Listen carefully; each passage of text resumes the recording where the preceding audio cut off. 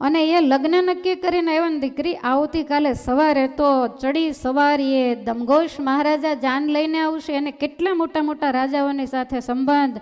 રૂક્ષ્મણીજી કહે છે કે હું તો લગ્ન નહીં જ કરું. અને એ વખતે મહારાજા ભીષ્મક એવું બોલ્યા કે દીકરી આપણે ક્ષત્રિય છીએ અને હવે બોલ્યું ફોક થાય નહીં. જો તું લગ્નની ના પાડીશ તો હવે મારે ઝેર ગોળવાનો વારો આવશે.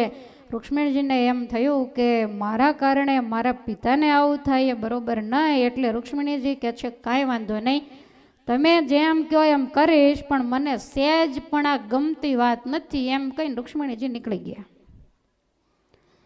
પોતાના મહેલે ગયા. આખો દિવસ ભોજન ન કર્યું કે હું જે ભગવાન દ્વારકાધીશની ભક્તિ કરું એને બદલે આવો અધમ નરાધમ એવો શિશુપાળ એની સાથે મને પરણાવવાની. સાંજ પડી ગઈ.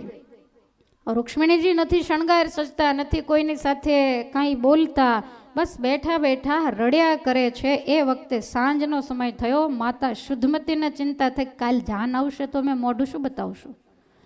એટલે પોતાના કુળ ગોર હતા સુદેવ નામના વિપ્ર, અને એ વિપ્રને કીધું કે અમારે થોડોક મિસ્ટેક થઈ ગઈ છે અને રાજકન્યાને અવળી જગ્યાએ અપાઈ ગઈ, પણ હવે કાંઈ આનો રસ્તો થાય એવું છે નહીં. માટે તમે જઈ અને રાજકુમારીને મનાવો, કારણ કે કાલ તો જાન આવશે ને એના લગ્ન અમારે કરી દેવા પડશે. એટલે સુદેવ કહે છે કે કાંઈ વાંધો નહીં.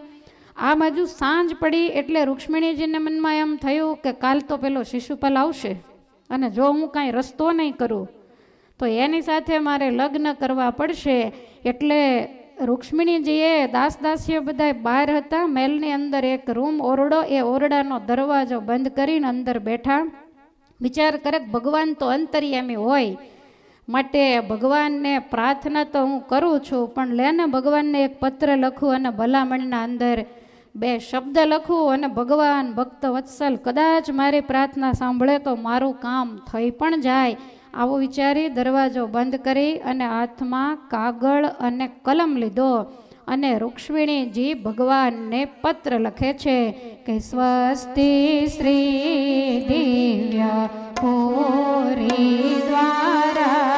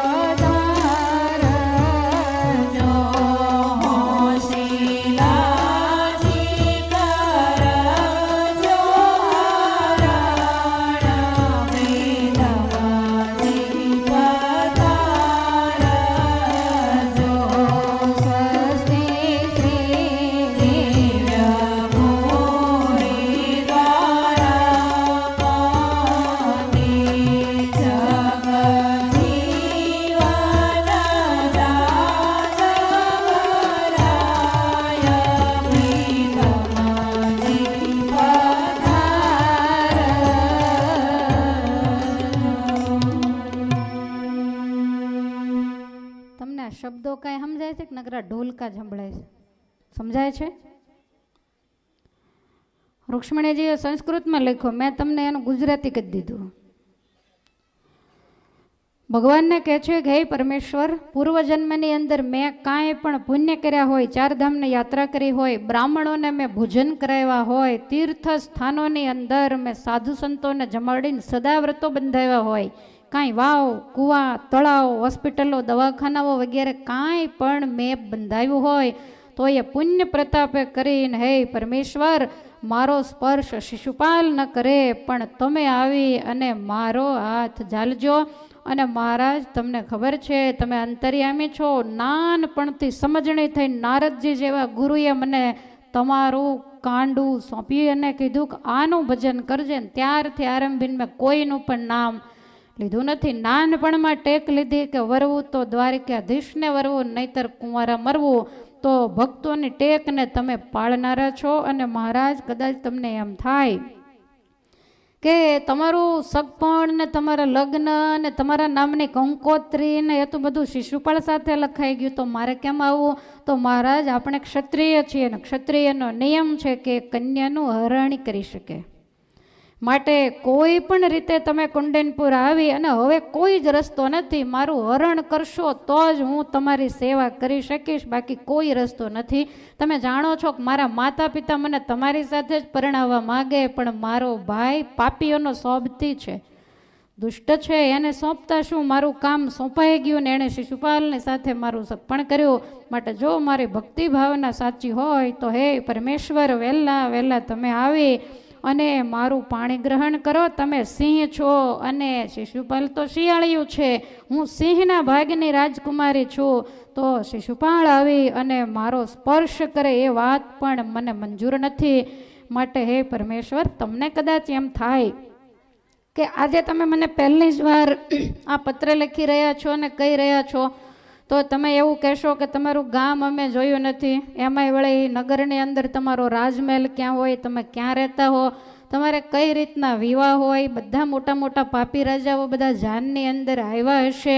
હવે અમારે કુંડનપુરમાં ક્યાં આવવું? અને માંડવા વચ્ચેથી થોડા લઈ જવાય. તો તમને હું રસ્તો બતાવું છું મહારાજ, કે અમારા ક્ષત્રિયોની અંદર અમારા નગરમાં એવો નિયમ છે કે કોઈ પણ રાજકુમારીના કે કોઈ ગામની રૈયતની દીકરીઓના લગ્ન થાય તો લગ્નને આગલે દિવસે જાન આવી ગઈ હોય એટલે વર અને કન્યા, કારણ કે ક્ષત્રિયનો નિયમ હોય એટલે પુરુષોમાં વર હોય, એ શ્રીફળ ને એવું હાથમાં લઈને તલવાર વગેરે, અને કન્યા હોય એ ઘૂમટો તાણી, અને એ પણ નગરની બહાર સમુદ્રને કિનારે અમારા કુળદેવી ભવાની માતાજી છે, તો એના દર્શન કરવા અમારે જવાનું હોય. અને આ મંદિર છે બિલકુલ નગરની બહાર છે, બહુ મોટું ચોગાન છે. માટે મહારાજ, જો તમે પધારો ને તો તમે એ મંદિર પાસે ઊભા રહેજો, અને હું જ્યારે દર્શન કરીને પાછી વળું ત્યારે તમે તો બધી કળાઓને જાણનારા છો. નટની માયા જેની પાસે પાછી પડે એવા તમે નટવર છો. અને મહારાજ, આ મારો છેલ્લો જન્મ, હવે મારે કોઈને કાંડું સોંપવું નથી. માટે મારી એવી ઈચ્છા છે કે જે ચરણની રજ લક્ષ્મીજીને પણ દુર્લભ, તો એ ચરણની સેવા મને મળે એવી મારી ઈચ્છા છે. અને આ ઈચ્છાને હે પરમેશ્વર તમે પૂર્ણ કરજો. આવી રીતે કહી અને વિશ્વાસ નહીં આવતા છેલ્લે એવું લખ્યું કે હે ભગવાન, જો તમે નહીં આવો તો હું મારા મહેલના 7મા માળેથી પડતું મૂકીને આત્મહત્યા કરીશ, પણ એ પાપીની સાથે તો હું જિંદગી ક્યારેય નહીં જીવી શકું. મારે રજવાડું નથી જોઈતું, પણ સંસ્કાર તો કમસે કમ હોવા જોઈએ. આવી રીતે પત્ર લખ્યો, પણ લખતા લખતા આંખમાંથી આંસુડા પરે પત્ર ભીંજાઈ ગયો, અને જે પોતાનો ડોલિયો એની ગાદી નીચે પત્રને સંકેલીને મૂકી દીધો. ને રૂક્ષ્મણીજી વિચાર કરે કે હું કેટલી બધી અબોધ છું કે કાલ સવારે જાન આવવાની, ક્યાં મારું કુંડનપુર, ક્યાં દ્વારિકા, કોણ એને પત્ર દેવા જાય, ક્યારે આવે, આ તો બધું કાંઈ છોકરાની રમત તો છે નહીં, એમ માનીને રૂક્ષ્મણીજી રડે છે. અને એ જ વખતે માતા પિતાએ મોકલેલા સુદેવ નામના બ્રાહ્મણ, એણે રાજમહેલના પગથિયા ચડીને રૂક્ષ્મણીજીના દરવાજે ટકોરો માર્યો, એકદમ આંસુડાને લૂછી અને રૂક્ષ્મણીજીએ જઈને દરવાજો ખોલ્યો ત્યાં તો 80 વર્ષની જેની ઉંમર, હાથમાં લાકડી છે, ખભે ગમચો છે, સફેદ વસ્ત્રોને જેણે પહેર્યા, પોતાના કુળ ગોરને જોયા એટલે રૂક્ષ્મણીજીને વધારે દુઃખ થયું. પગમાં પડી અને રડવા માંડ્યા. ત્યારે સુદેવ કહે છે કે દીકરી પ્રશ્ન શું છે? તો કે પ્રશ્ન એક જ કે દ્વારિકાધીશને મૂકી અને અસુર એવા શિશુપાલની સાથે મારા મા બાપ મને પરણાવવા તૈયાર થયા. મારી ઈચ્છા દ્વારકાધીશને વરવાની હતી. ત્યારે સુદેવ કહે છે કે અરે મને પહેલાં કીધું હોત તો હું એક કંઈક રસ્તો કરી આપેત, તારા પિતાને હું સમજાવેત. આ કે પણ મને લગ્ન નક્કી કર્યા પછી હજી કાલ ખબર પડી તો એમાં હું તમને કેવી રીતે કહું? અને અમે ક્ષત્રિય એક વખત જીભ આપ્યા પછી ફેરફાર ન થાય તો આ લગ્ન નક્કી થયા પછી તો મારા પિતાની આબરૂનો સવાલ, એટલે મને ગમતું નથી ને હું કાંઈ બોલી શકતી નથી. તો મને એમ થાય કે દ્વારિકાધીશને વરીએ તો જન્મ મરણના ફેરા ટળી જાય. સુદેવ કહે છે કે તારી વાત સાચી, તું એક કામ કરીશ, હું અત્યારે દ્વારકા જાઉં અને તું મને કાગળિયામાં 2 શબ્દો ભગવાન ઉપર લખી દે તો તારો સંદેશો લઈ અને હું અત્યારે ને અત્યારે જાઉં. રૂક્ષ્મણી તો રાજી થઈ ગયા. એકદમ જઈને પેલો કાગળ લાવીને કે ભૂદેવ તૈયાર જ છે. પત્ર ખોલીને ભૂદેવને આપ્યો, તમે વાંચી જુઓ. અને ભૂદેવે પત્ર વાંચ્યો. ભૂદેવની આંખમાંથી પણ રૂક્ષ્મણીજીની ભક્તિ જોઈ અને આંસુડાની ધાર થઈ. અતિ પ્રસન્ન થયેલા ભૂદેવ કહે છે કે દીકરી ચિંતા કરીશ નહીં. ચિઠ્ઠીને સંકેલીને પોતાનો ગમચો હતો એને છેડે બરોબર કસીને બાંધી દીધી. અને ભૂદેવ રૂક્ષ્મણીજીને કહે છે કે તું પરમાત્માને આખી રાત બેઠી બેઠી પ્રાર્થના કરજે. હું જાઉં છું, તારી પ્રાર્થના જો ભગવાનને મંજૂર હશે તો જા હું પ્રતિજ્ઞાબદ્ધ થાઉં છું કે સવારનો સૂર્ય ઉગે ને ત્યાં હું દ્વારિકાધીશને લઈને આવું અને સૂર્ય ઉગી જાય ને હું ન આવું અને ભગવાનને તારી પ્રાર્થના માન્ય નહીં હોય તો સમજી લેજે હું દ્વારિકાના દરિયામાં ડૂબીને આત્મહત્યા કરીશ, હું તને મોઢું નહીં બતાવું. આટલું જ્યારે વિશ્વાસ આપ્યો રૂક્ષ્મણીજી પ્રસન્ન થયા. ભૂદેવ રાજમહેલના પગથિયા ઉતરી ધીમે ધીમે ચાલતા કુંડેનપુર નગરની ભાગોળે આવ્યા. બહુ મોટું એક વૃક્ષ છે, ફરતો સરસ મજાનો ઓટો. ત્યાં આવીને ભૂદેવ બેઠા પણ પરસેવો વળી ગયો, કારણ કે ઉંમર ઘણી. અને વિચાર કરે કે કુંડેનપુર ક્યાં ને દ્વારકા ક્યાં, ત્યાં પહોંચતાય કેટલા દિવસ લાગે. બોળી એવી રાજકુમારીને મેં વિશ્વાસ તો કેફમાં આવીને આપ્યો, પણ હવે હું ક્યારે દ્વારકા પહોંચીશ? અહીંયા પહોંચ્યો તે તો હું થાકી ગયો. એટલે લાકડીને એક બાજુ મૂકી ડોક સાથે ગમતાને બરોબર વીંટી અને ત્યાં ઝાડવાને આમ ટેકો દઈને થોડી વાર આડે પડખે થયા. કમણા પછી ઊભો થાવ અને આડે પડખે થયા એટલે એને થોડુંક તમારી જેમ સમજ્યા શું થયું? જોલું આવી ગયું. તમને તો ઊંઘ આવે તો એમ થાય કે જોલું જ આવ્યું છે કેમ? અને બાજુવાળાને જોલું આવે તોય બહાર જઈને એમ કે ક્યારના તમે ઊંઘતા, મેં તમને કેટલાય ધક્કા માર્યા. ખ્યાલ આવે છે? પોતાનું જોલું ને બાજુવાળાને ઊંઘ. એટલે આમને સહેજ જોલું આવ્યું, પણ જોલું આવતાની સાથે ભગવાને એને કુંડીનપુરની ભાગોળેથી ઉપાડીને સીધા દ્વારકાની ભાગોળે મૂકી દીધા. થોડી વાર થઈ એટલે એકદમ જાગ્યા. ત્યાં તો ચારેય બાજુ સોનાના મોટા મોટા મહેલો દેખાય, ચારેય બાજુ દરિયો ગુગવાટા કરે. આ ભૂદેવ વિચાર કરે કે આ મારી ભૂલ થઈ કે શું? હું ક્યાં છું? જાગું છું કે સ્વપ્નમાં છું? સાથળ ઉપર આમ થાપો મારી અને તપાસ કરી તો ઊંઘતો તો નથી, હું જાગું જ છું. તો આ શું છે? આટલો બધો પ્રકાશ, હું કંઈક સ્વર્ગલોકમાં આવી ગયો લાગુ. આ દેવ જેવા બધા માણસોનો અવર જવર, કારણ કે બધા જ યાદવો રાજમાર્ગ ઉપરથી આવતા હોય જતા હોય. થોડાક દૂર જઈને કોઈકને કહેજે કે ભાઈ અહીંયા આવો, કયું ગામ છે? ઓલા ભાઈ કે તમે કયા ગામના ત્યાં આવી ચડ્યા? તમને ખબર નથી આ કયું ગામ? નહીં, આ દ્વારિકાધીશની દ્વારિકા નગરી. આમ દેખાતું નથી 52 હાથની ધજા ફરકે? તો એણે નજર કરી જોયું તો વિચાર કરે, કહો કેટલા વાગ્યા? તો કે રાતના 9 વાગ્યા છે. અરે હમણાં 8 સાડા 8 કુંડેનપુરમાં હતો અને અહીંયા અડધો કલાકમાં દ્વારિકામાં. પેલા યાદવ તો જતા રહ્યા, પણ હવે આને 80 વર્ષના નહીં 20 વર્ષના હોય ને એવો પગમાં જુસ્સો આવી ગયો. લાકડી બગલમાં દબાવી, ટેકાઈની જરૂર ન પડી. અને ઉતાવળે ચાલતા થયા. કોઈ યાદવ સામા મળે એને કે દ્વારકાધીશનો મહેલ ક્યાં? તો કે આ 52 હાથની ધજા ફરકે દ્વારકાધીશનો મહેલ. તરત જ રાજમહેલના દરવાજે આવ્યા. ચોકીદારોએ દંડ આડા રાખ્યા અને કહ્યું કે કોણ આપ? તો કે કુંડીનપુરથી આવું છું, સુદેવ મારું નામ છે, બ્રાહ્મણ છું. ત્યાંના વિદર્ભ રાજાનો હું રાજગુરુ છું અને વિદર્ભ રાજકન્યાનો પત્ર લઈને આવ્યો છું ને પત્ર મારે દ્વારિકાધીશને દેવાનો છે. તરત જ જે ચોકીદાર હતો એ ભગવાનને કહેવા માટે જાય, પરમાત્માને તો ખબર જ હતી. એટલે ભગવાન રાજ કચેરીમાંથી આવી અને પરમાત્મા ભોજન કર્યા.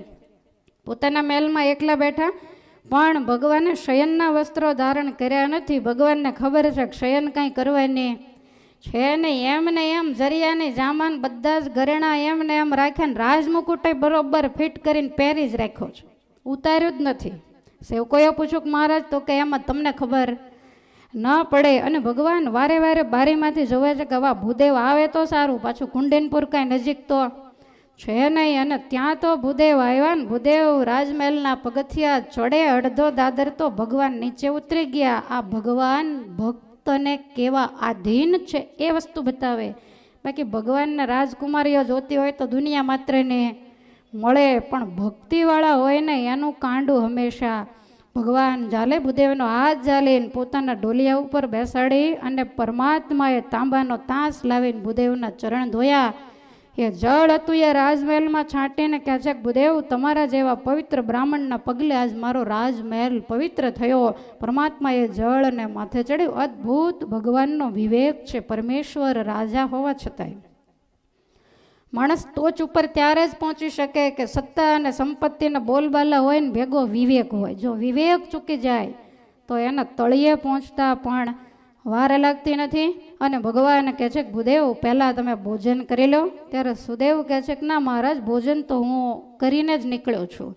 તો તમે કાંઈ કામકાજથી આવ્યા છો એટલે તરત પેલા ગમચાના છેડેથી ચિઠ્ઠી છોડી ભગવાનને આપી. ભગવાન થોડાક દૂર ખસી ગયા. ભૂદેવ છે શું એ તો કહો. તો કે કુંડેનપુરના રાજકુંવરીએ આપને આ પત્ર લખ્યો છે, આપ વાંચો. ભગવાન કે તમે વાંચો, મારે કાંઈ વાંચવાની જરૂર નથી. ભૂદેવે પત્ર કાઢ્યો અને ભૂદેવ વાંચે છે. રૂક્ષ્મણીજીનો ભક્તિભાવ જોતા ભગવાનના નેત્રો પણ અશ્રુઓથી છલકાયા. ભગવાન કહે છે ભૂદેવ, કાંઈ વાંધો નહીં, હવે તો આપણે રાત થોડી, દિવસ થોડો અને કામ બહુ મોટું કરવાનું છે. માટે ભૂદેવ તમે થાક્યા ન હો તો આપણે અત્યારે ને અત્યારે નીકળીએ. ભૂદેવ કે મને કાંઈ થાક છે નહીં. અને તરત જ ભૂદેવને લઈ અને રાતોરાત ભગવાન રાજમહેલના પગથિયા ઉતરી અને ભગવાને પોતાના સારથી દારૂકને કીધું કે રથ તૈયાર કર. અને ભગવાનનો એ દિવ્ય સુવર્ણનો રથ, જેની સાથે 4 ઘોડાઓ જોડવામાં આવ્યા, શૈબ્ય, સુગ્રીવ, મેઘપુષ્પ અને બલુહાક, આ 4 ઘોડા એ ધરતી ઉપર નથી ચાલતા, આકાશ માર્ગે ઉડે એવા દિવ્ય ઘોડાઓ છે. એ ઘોડાને જોડ્યા અને ભગવાનને દારૂક કહે છે કે માલિક બિરાજમાન થાવ. ત્યારે ભગવાન ભૂદેવને કહે છે કે તમે પહેલાં બેસો, બ્રાહ્મણના પગલે કામ ફતે થાય. પહેલાં ભૂદેવને બેસાડ્યા, પછી ભગવાન રથારૂઢ થયા. દારૂકને કહે છે કે માર ચાબુક, વહેલું આવે કુંડેનપુર. અને પરમાત્માના એ પવન વેગી ઘોડાઓ આકાશ માર્ગે ઉડ્યા. અને શુકાચાર્ય કહે છે કે રાજા સવારના 4 વાગ્યા હતા સમુદ્ર કિનારે કુંડેનપુરના ભાગોળમાં આવીને રથ ઊભો રહ્યો. રથ જ્યાં ઊભો રહ્યો ત્યાં તો સુદેવને ક્યાંય હરખ સમાતો નથી. રથમાંથી છલાંગ મારીને નીચે ઉતર્યા, માંડ્યા દોડવા. ભગવાન છલાંગ મારીને પાછળ દોડ્યા. ભગવાન કે અરે ભૂદેવ, દ્વારિકાનો રાજા છું, કોઈ સામાન્ય માણસ નથી. આમ ગામની ભાગોળે મારે ઊભું ન રહેવાય, ક્યાંક ઉતારાની વ્યવસ્થા કરાવો પહેલાં, પછી જાઓ. ત્યારે આ કહે છે કે ઉતારાની વ્યવસ્થા કરાવીશ તો રાજકન્યા શરીર છોડી દે. ભગવાન કે હજી 4 જ વાગ્યા, તમારા ગામમાં 4 વાગ્યામાં સૂર્ય ઉગે છે, તમે સૂર્ય ઉગ્યા સુધીનું કહીને આવ્યા છો, માટે પહેલાં ઉતારાની વ્યવસ્થા કરો. એટલે ભૂદેવે જઈ અને પહેલાં ભીષ્મક રાજાના દરવાજા ખખડાવ્યા. રાજાએ દરવાજો ખોલ્યો, ભૂદેવને જોયા અને ભૂદેવ કહે છે કે તમારી દીકરીની પ્રાર્થનાને માન્ય રાખી અને ભગવાન દ્વારિકાના માલિક તમારા રાજ્યની અંદર પધાર્યા, માટે ઉતારા માટે રાજમહેલ આપો. તરત જ સારામાં સારો શિશુપાળ માટે જે રાજમહેલ તૈયાર કરેલો એ જ રાજમહેલની ચાવી ઠાકોરજીને સોંપી દીધી. ગામમાં ઉતારા કરો, આગળ ઉપર શિશુપાલનું જોયું જશે. હવે આ બાજુ એ ચાવી ભગવાનને સોંપી એટલે ભગવાન રથ લઈ અને એ રાજમહેલની અંદર આવી અને ઠાકોરજીએ અશ્વને છોડ્યા, ઉતારા કર્યા છે. અને પરમાત્મા સવારમાં સ્નાન, પૂજાપાઠ આ બધો જ વિધિ કરવાનો હોય એની અંદર લાગ્યા. અને આ બાજુ દોડતા સુદેવ, વિપ્ર, એ તો રૂકમિણીના મેલે અને રૂકમિણીએ નક્કી કર્યું કે ભગવાનને તો જેવા તમારે કેટલાય હોય ને તમે અમારે એક માટે એવી મારી પ્રાર્થના તો કોઈ સાંભળે નહીં, માટે હમણાં સૂર્ય ઉગે એટલે પડતું જ મૂકવું એટલે કામ થાય પૂરું.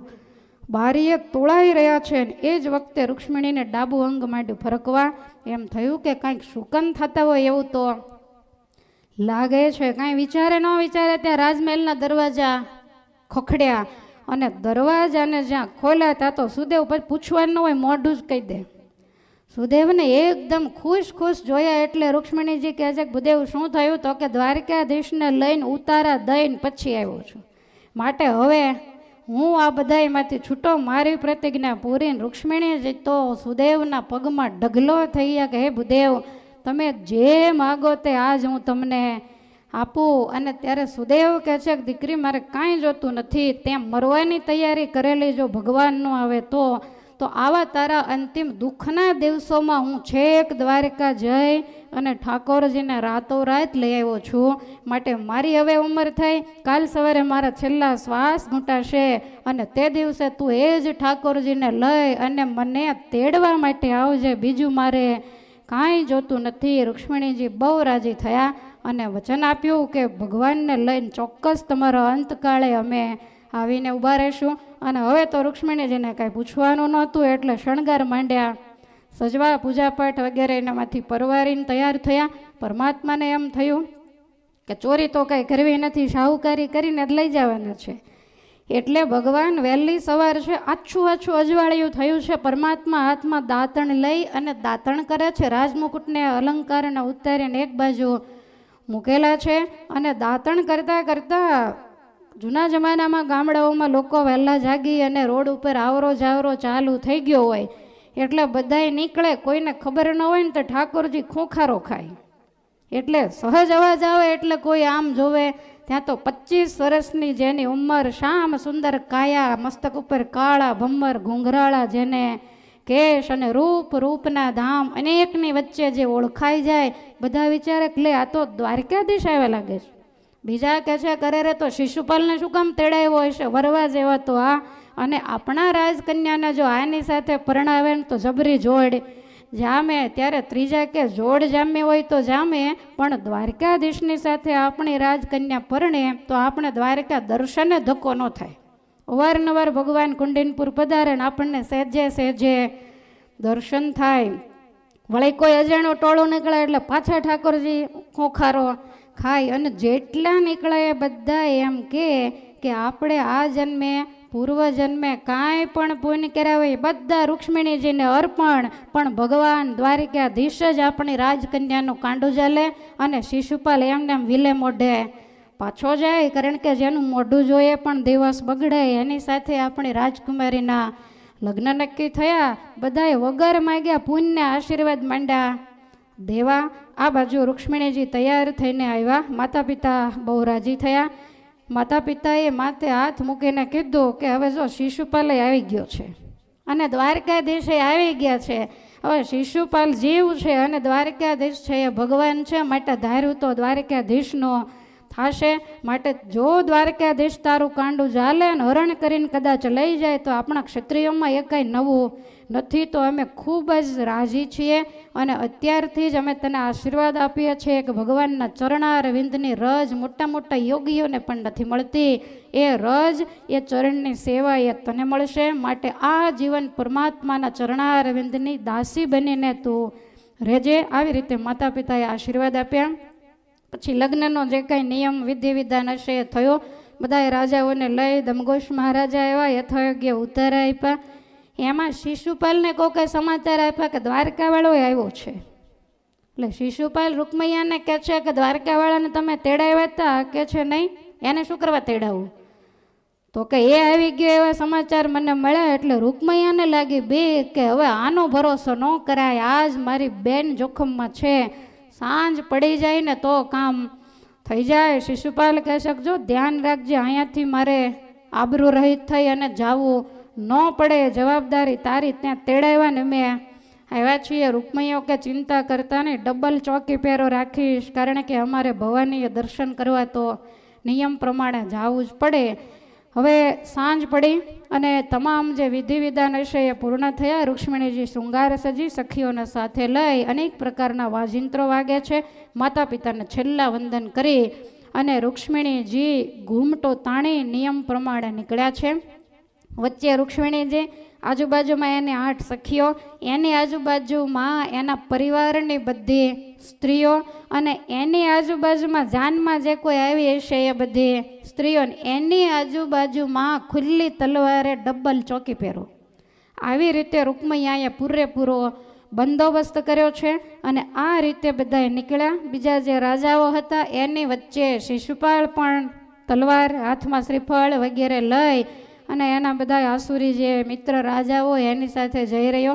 વારે વારે શિશુપાલ રૂકમૈયાને કે ધ્યાન રાખજે, ઓલા એના મિત્રો કઈ સલાહ તારે ન દેવાની હોય, એ તો એને જોવાનું હોય, કારણ કે એની આબરૂનો સવાલ. પણ શિશુપાલને એવી કોઈ આબરૂ જેવું હતું જ નહીં. અને એમ કરતા ભવાની દેવીના મંદિરે બધાએ પહોંચ્યા.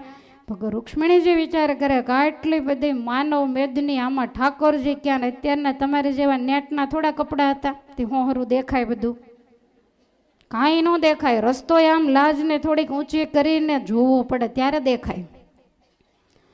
રૂક્ષ્મણીજીને એમ થયું કે હવે પરમેશ્વર હશે ક્યાં, અને મંદિરના દ્વાર ખોલી અને 2-5 સખીઓને સાથે લઈ રૂક્ષ્મણીજી અંદર ગયા. ઘૂમટાને ઊંચો કરી ભવાની દેવીની પૂજા કરી, પુષ્પનો હાર પહેરાવ્યો, કપાળમાં કુમકુમનો ચાંદલો કરી રૂક્ષ્મણીજી 2 હાથ જોડીને પ્રાર્થના કરે છે કે હે માં, પૂર્વજન્મના મારા કાંઈ પુણ્ય હોય તો મને ભગવાન દ્વારિકાધીશની પ્રાપ્તિ થાય. એ વખતે ભવાની માતાની મૂર્તિ ધ્રુજી અને મૂર્તિમાન દેવીએ પ્રગટ થઈને હાર રૂક્ષ્મણીજીને પહેરાવીને કીધું કે તમે સાક્ષાત લક્ષ્મી છો અને લક્ષ્મી તો નારાયણને જ વરે શીશ નજર પણ નાખી શકે, માટે તમે એકદમ ઉતાવળા જાઓ, ઠાકોરજી તમારી રાહ જોઈને જ બહાર ઊભા છે. આવી રીતે કહ્યું એટલે અતિ પ્રસન્ન થયેલા રૂક્ષ્મણીજીએ વળી પાછો ઘૂમટો તાણ્યો. દ્વાર ખુલ્યા. વિચાર કરે કે હવે જાવું કઈ બાજુ, કાંઈ દેખાતું તો છે નહીં. પગથિયાની જે તમે કર્યા છે ભવાનીજીના દર્શન, આજ એના એ જ ભવાની મહુવાની અંદર સમુદ્ર કિનારે બિરાજે છે 5000 વર્ષ પહેલાંના, જ્યાંથી ભગવાને રૂક્ષ્મણીજીનું હરણ કર્યું છે. તો પગથિયા ઉતરતા ઉતરતા વિચાર કરે કરવું શું. પછી વાળની એક લટ સરખી કરવાને બાને જરીક આમ સાડી ઊંચી કરીને ત્યાં સામે 50 કદમ છેટે થોડાક આકાશમાં, ધરતી ઉપર નહીં, ભગવાને રથમાંથી પોતાનો અભય હસ્ત બતાવ્યો કે હું અહીંયા તૈયાર જ છું, તમે કાંઈ ચિંતા કરશો નહીં. રૂક્ષ્મણીજીને ખ્યાલ આવી ગયો એટલે વળી પાછો ઘૂમટો તાણી અને જે બાજુ ભગવાન છે એ બાજુ ડગલા માંડે. અને એ જ વખતે પરમેશ્વરના સ્વરૂપમાંથી દિવ્ય શીતળ શાંત અને ઘાટું તેજ નીકળ્યું.